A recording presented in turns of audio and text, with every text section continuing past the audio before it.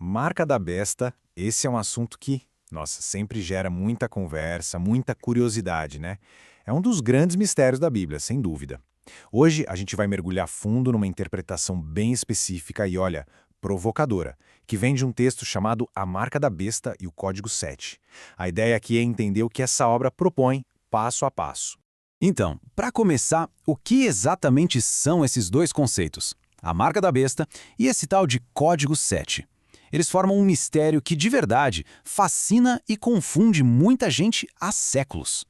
A fonte que a gente analisa hoje, ela promete dar uma resposta bem direta e que, para muitos, pode ser bem surpreendente. E aqui, olha só, o próprio autor, S.V. Reis, já deixa claro qual é a dele. A intenção não é só passar informação, é provocar, é tirar da zona de conforto. Fica o aviso, né? Estamos prestes a analisar ideias que foram feitas para desafiar mesmo. Para a gente conseguir entender onde o autor quer chegar, primeiro a gente precisa entender de onde ele parte. É como se a gente precisasse colocar os óculos que ele usa para ler as escrituras. Sem entender essa premissa, as conclusões dele não fazem sentido. E é aqui que a coisa fica interessante, porque ele coloca na mesa um conflito central, a base de todo o argumento. De um lado, a ideia de uma verdade que vem de Deus, absoluta, que não muda. Do outro, a verdade humana, que é relativa, que cada um interpreta de um jeito. Para o autor, essa escolha não é um detalhe. Para ele, escolher a lente errada distorce completamente a mensagem. Então, o ponto de partida dele é este: é inegociável, a Bíblia se interpreta a si mesma, ponto. Ela é a autoridade máxima, literal, e deve ser entendida através do que ele chama de óculos do Espírito Santo, e não por filtros de dogmas criados por homens ou teologias mais liberais. Essa é a base de tudo que vem a seguir. Ok, com a premissa do autor bem estabelecida, a gente pode seguir para a primeira parte do mistério, o conceito que ele vai chamar de Código 7, uma espécie de assinatura de Deus ao longo da história. O número 7. Segundo o material que estamos analisando, isso aqui não é só um número qualquer, não. Ele é apresentado como a principal ferramenta de ensino de Deus, quase como uma planta baixa do seu plano. E o que é impressionante aqui é como o autor mostra esse padrão se repetindo. Vai da criação até as profecias lá do Apocalipse. O número 7 está por toda parte. A tese dele é que isso, claro, não é coincidência. Resumindo a ideia, para o autor, o tal Código 7 é como se fosse a assinatura de Deus na história, um símbolo de que algo é perfeito, completo, divino, e entender isso seria a chave para desvendar os outros mistérios do texto.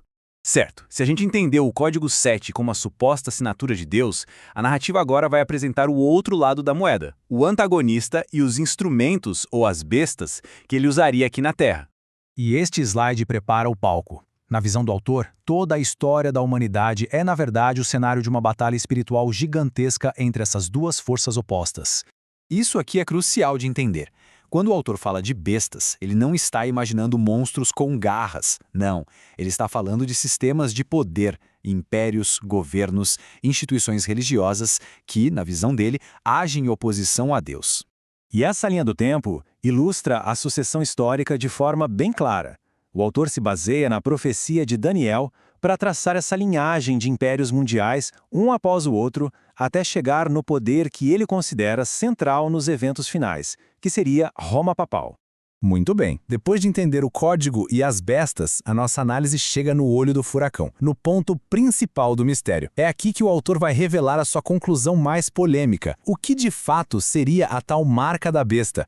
E aqui o contraste é total. De um lado, a teoria, que todo mundo já ouviu falar, um microchip, algo físico. Do outro, a tese do autor. A marca não é um objeto, não é algo que alguém recebe passivamente. Seria uma escolha ativa, uma decisão consciente de a quem obedecer. Certo. Vamos acompanhar o raciocínio do autor para a gente não se perder. A lógica que ele constrói é a seguinte: se o grande conflito é sobre a quem se adora, sobre obediência, então a marca tem que ser algo ligado a isso, a um ato de adoração. E aí ele faz a conexão. A autoridade de Deus estaria simbolizada no sábado. Já a autoridade do poder da besta estaria no dia substituto, o domingo. A conclusão dele, então, é que a escolha entre um e o outro vira o grande teste de lealdade.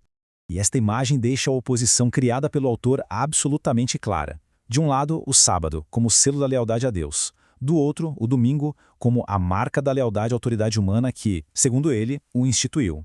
Fica bem direto, né?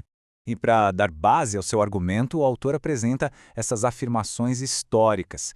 Ele defende que o sábado é uma instituição divina, lá da criação. enquanto o domingo teria sido uma substituição feita bem depois, formalizada por um concílio da Igreja séculos mais tarde. Depois de toda essa construção de argumento, a gente chega na conclusão da nossa análise, que foca na provocação final que o autor lança para quem está lendo ou ouvindo.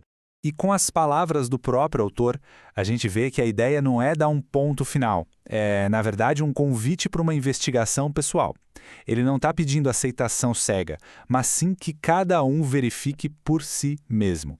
E só para não deixar dúvida, o slide define o que é ser besseriano. É basicamente ser um investigador da verdade, que não aceita tudo de primeira, mas que vai conferir nas fontes, na escritura, para ver se as coisas batem.